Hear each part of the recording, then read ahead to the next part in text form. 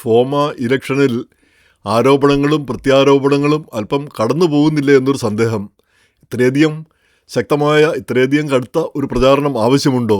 ഈ പ്രചാരണം കടുത്തതാകുമ്പോഴൊക്കെ എന്നെപ്പോലുള്ളവർ ആശങ്കപ്പെടാറുണ്ട്. ഇങ്ങനെ ഈ പ്രചാരണമൊക്കെ മൂത്ത് കഴിയുമ്പോഴാണ് രണ്ട് പക്ഷമായിട്ട്, രണ്ട് ചേരിയായിട്ട് അംഗങ്ങളും നേതാക്കളും മാറുക. അതാണ് ഭിന്നിപ്പിലേക്കും പിളർപ്പിലേക്കും ഒക്കെ വഴിതെളിക്കുക. അത് നമ്മൾ കണ്ടിട്ടുള്ളതാണ്. അതുകൊണ്ട് തന്നെ ഈ കടുത്ത പ്രചാരണം എപ്പോഴും ഒരു അസ്വസ്ഥത ഉണ്ടാക്കുന്നു. ഇപ്പം ലേറ്റസ്റ്റായിട്ട് ചില നിഴൽ യുദ്ധങ്ങൾ കാണുന്നു. ഇപ്പോൾ കഴിഞ്ഞ ദിവസം ഈ ഫോമ വൈസ് പ്രസിഡന്റ് ഷാലു പുന്നൂസ് ഒരു ഐറ്റം എഴുതുകയുണ്ടായി. അത് ഈ മലയാളിയിലാണ് പ്രസിദ്ധീകരിച്ചത്. അദ്ദേഹം പറഞ്ഞത്, ഈ ഇലക്ഷനാകുമ്പോൾ രംഗത്ത് വരുന്ന ആട്ടിൻ തോലിട്ട ചെന്നായികളെ ശ്രദ്ധിക്കണം. അപ്പോൾ അദ്ദേഹം ഫോമയെ പറ്റിയോ ഒന്നുമല്ല എഴുതിയത്, ഇലക്ഷനെ പറ്റിയാണ് എഴുതിയതെന്നാണ് പറയുന്നത്. ഇലക്ഷൻ ഏതെല്ലാം ഇലക്ഷനാണോ, എവിടെയൊക്കെ ഇലക്ഷൻ നടക്കുന്നുണ്ടോ അതിനെപ്പറ്റിയാണ് ഉദ്ദേശിച്ചത്. ഫോമ എന്ന വാക്ക് പോലും ഉപയോഗിച്ചിട്ടില്ല എന്ന് അദ്ദേഹം ചൂണ്ടിക്കാണിക്കുകയും ചെയ്യുന്നുണ്ട്. പക്ഷേ അത് പെട്ടെന്ന് ഒരു വിഭാഗം ഏറ്റെടുത്തു, ഒരു വിഭാഗം അത് തങ്ങൾക്കെതിരെയാണെന്ന് ഉള്ള രീതിയിൽ ചിന്തിക്കാൻ തുടങ്ങി. അപ്പോൾ ആരോപണ പ്രത്യാരോപണങ്ങൾ ഉണ്ടായി. എന്ന് മാത്രമല്ല, ഈ മലയാളിയുടെ കമൻറ്റ് കോളത്തിൽ ആളുകൾ അതും ഇതുമൊക്കെ എഴുതാൻ തുടങ്ങിയപ്പോൾ ഞാൻ ആ ആർട്ടിക്കിൾ ഐറ്റം അങ്ങ് പിൻവലിക്കുകയാണ് ചെയ്തത്. അപ്പോൾ ഇതിൽ ചിന്തിക്കേണ്ട ഒരു കാര്യം, ആട്ടിൻ തോലിട്ട ചെന്നായി ആരാണ്? നമുക്കറിയാം, ഇപ്പം രണ്ട് പേരാണ് ഇപ്പം ഫോമ ഇലക്ഷൻ മത്സരിക്കുന്നത്. ബിജു തോണിക്കടവിൽ, മാത്യു വർഗീസ്, ജോസ് ഫ്ലോറിഡ. ഇവർ രണ്ടുപേരെയും വർഷങ്ങളായിട്ട് നമുക്കറിയാവുന്നവരാണ്. ഇവർ രണ്ടുപേരും ആട്ടിൻ തോലിട്ട ചെന്നായിക്കളാണെന്ന് നമുക്ക് ആർക്കും ഒരു ധാരണയുമില്ല, ഒരു സംശയവുമില്ല. അങ്ങനെയുള്ള ഒരു സന്ദേഹത്തിൻ്റെ അടിസ്ഥാനമില്ല. അവർ മര്യാദയ്ക്ക് മാന്യമായി ജീവിക്കുന്ന, മാന്യമായി പ്രവർത്തിക്കുന്ന രണ്ട് നേതാക്കന്മാരാണ്. അവർ ഒരാൾ ജയിക്കും, ഒരാൾ തോക്കും എന്നല്ലാതെ അതിനപ്പുറത്ത് അതിനൊരു പ്രസക്തിയില്ല. അപ്പോൾ ഈ ഒരു പരാമർശത്തിന് അടിസ്ഥാനമൊന്നുമില്ല.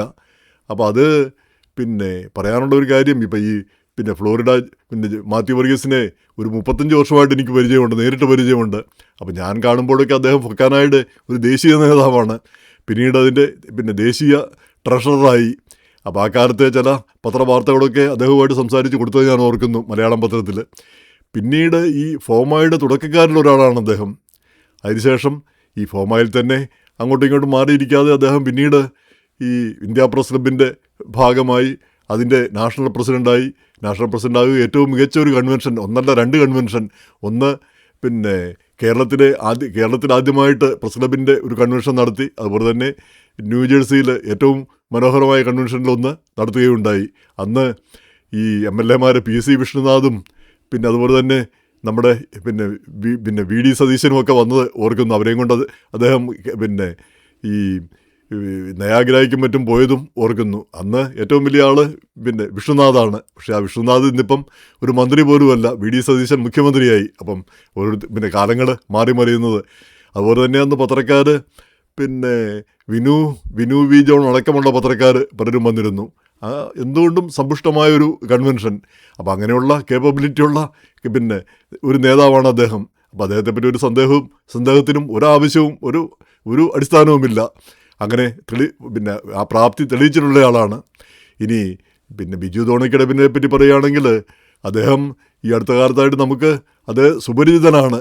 അത് അദ്ദേഹത്തിൻ്റെ ഒരു വിളി, ഈ ഒരു ബർത്ത്ഡേ വിഷ് കിട്ടാത്ത ആരെങ്കിലും അമേരിക്കയിലുണ്ടോ എന്ന് എനിക്ക് അറിഞ്ഞുകൂടാ. അത്രയധികം ആളുകളുമായിട്ട് ചങ്ങാത്തം പുലർത്തുന്ന ഒരു വ്യക്തി. അപ്പോൾ എന്തുകൊണ്ടും ഇവരുടെ എല്ലാം പ്രവർത്തന ശൈലി നമുക്കറിയാം. പിന്നെ ഇതിലാര് വേണമെന്നുള്ളത്, രണ്ടുപേരും യോഗ്യരാണ്. അതിലാര് വേണമെന്ന് നമുക്ക് വ്യക്തിപരമായ താല്പര്യങ്ങളോ അല്ല വ്യക്തിപരമായ ബന്ധങ്ങളോ ഒക്കെ വെച്ചാണ് നമ്മൾ വോട്ട് ചെയ്യുന്നത്. അപ്പോൾ അതങ്ങനെ തന്നെ വന്നോട്ടെ. അതിന് ആരോപണങ്ങളുടെയോ പ്രത്യാരോപണങ്ങളുടെ ഒരു പുകമറ ഉണ്ടാകേണ്ട ഒരു കാര്യവുമില്ല. രണ്ടാമത്തെ കാര്യം, ചില പരാമർശങ്ങൾ, ഉദാഹരണത്തിന് ഈ കണക്കുകളെ പറ്റിയൊക്കെയുള്ള ആരോപണങ്ങൾ. ഇപ്പോൾ കണക്കുകളെ പറ്റിയൊക്കെയുള്ള ആരോപണങ്ങൾ കേൾക്കുന്നത് എനിക്ക് ഇഷ്ടമുള്ള ഒരു കാര്യമല്ല. വാസ്തവം പറഞ്ഞാൽ, ഈ നമ്മൾ ഒരു ആരോപണം ഉന്നയിക്കുമ്പോൾ അത് സത്യമാണെന്ന് നമുക്ക് ഉറപ്പുണ്ടാവണം. എന്ത് തെളിവാണ് നമുക്കുള്ളത്? നമുക്ക് മാത്രം തോന്നുന്ന നമ്മളുടെ ഒരു ഊഹമാണ്. അങ്ങനെ ആയിരിക്കാം, അങ്ങനെ ഉണ്ടായിരിക്കാം എന്നുള്ളൊരു ഊഹം മാത്രം. അപ്പോൾ അത് വെച്ചുകൊണ്ട് ഒരാളെ ആക്ഷേപിക്കുന്നത് ശരിയാണോ? ഇപ്പം ഫോമായുടെ മറ്റൊരു നേതാവ്, ഒരു മുൻ നേതാവ്, അദ്ദേഹം കൺവെൻഷൻ കഴിഞ്ഞപ്പോഴത്തേക്ക് ഒരുപാട് ലക്ഷങ്ങൾ സമ്പാദിച്ചു എന്നാണ് ചിലർ ആരോപിച്ചത്. എനിക്കറിഞ്ഞുകൂടാ ഇങ്ങനെയൊക്കെയുള്ള കാര്യങ്ങൾ. പലപ്പോഴും ഇങ്ങനെയുള്ളതെല്ലാം നമ്മുടെ ഒരു ഒരാക്ഷേപം മാത്രമായിട്ടാണ് പലപ്പോഴും തോന്നിയിട്ടുള്ളത്. രണ്ടാമത്തെ കാര്യം, ഈ കണക്കിൻ്റെ കാര്യത്തിൽ ഈ നേതാക്കന്മാർ അവർ 2 വർഷം കഷ്ടപ്പെട്ടതിന് വേണ്ടി പണിയെടുക്കുന്നു, പിന്നെ അവരുടെ പൈസ മുടക്കി പിന്നെ അങ്ങോട്ടും ഇങ്ങോട്ടും യാത്രയും ഇങ്ങനെയുള്ള കാര്യങ്ങളെല്ലാം ചെയ്യുന്നു. പിന്നെ ഈ കിട്ടുന്ന കണക്കിൽ കിള്ളിക്കുറിച്ച് നോക്കേണ്ട ഒരു കാര്യമില്ല എന്നാണ് എനിക്ക് തോന്നിയിരിക്കുന്നത്. അപ്പോൾ അത് ആ കണക്കിൽ പിന്നെ ആ 10 പൈസ എവിടെ പോയി, 15 പൈസ എവിടെ പോയി എന്ന് ചോദിക്കേണ്ട ഒരു സാഹചര്യം ഇല്ല എന്ന് തന്നെയാണ് ഞാൻ കരുതുന്നത്. തീർച്ചയായിട്ടും ഈ അനാവശ്യമായ പിന്നെ വിവാദങ്ങൾ, അനാവശ്യമായ ധാരണകൾ പിന്നെ ഉയർത്തുന്നത് ഒട്ടും ശരിയല്ല. നമുക്കറിയാം, പണ്ട് പിന്നെ ജോർജ് കോശി പ്രസിഡൻ്റായിരിക്കെ കൺവെൻഷനിൽ ഒരുപാട് നഷ്ടം വന്നു. അതെല്ലാം അദ്ദേഹം പേഴ്സണലായിട്ട് നികത്തേണ്ടിയാണ് വന്നത്. നേരെമറിച്ച് നമ്മുടെ സംഘടന എന്നാൽ പിന്നെ എന്തെങ്കിലും ഒരു തുക അങ്ങേർക്ക് കൊടുത്തു കളയാം എന്ന് പിന്നീട് ആരും ചിന്തിച്ചതായിട്ട് കണ്ടിട്ടില്ല. അപ്പോൾ ഈ കണക്കിൻ്റെ കാര്യത്തെപ്പറ്റി നമ്മൾ പിന്നെ ഈ ആരോപണങ്ങൾ ഉന്നയിക്കരുത്, തെളിവില്ലാത്ത ആരോപണങ്ങൾ, നമ്മുടെ ഒരു ഊഹം അല്ലെ, അങ്ങനെയല്ലേ ഇങ്ങനെയല്ലേ എന്ന് പറയുന്നത്.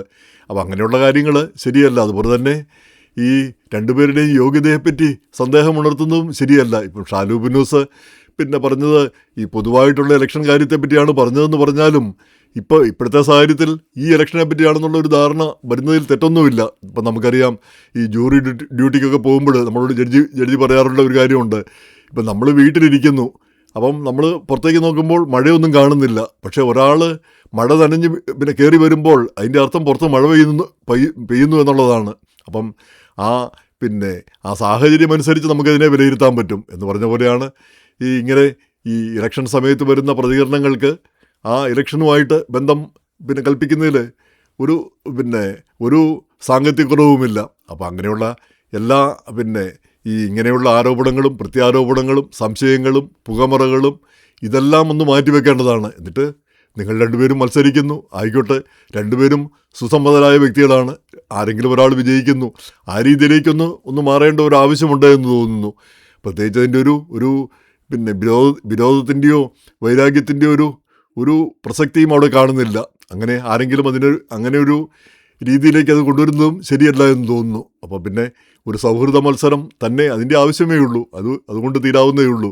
ഇതുവരെയുള്ള മത്സരങ്ങൾ എന്തായിരുന്നാലും, കാരണം നമുക്കറിയാവുന്ന 2 വ്യക്തികൾ, അവരിലൊരാൾ ജയിക്കട്ടെ, ആ രീതിയിലേക്ക് ഒന്ന് ചിന്തിക്കേണ്ടത് അത്യാവശ്യമാണ് എന്ന് തോന്നുന്നു.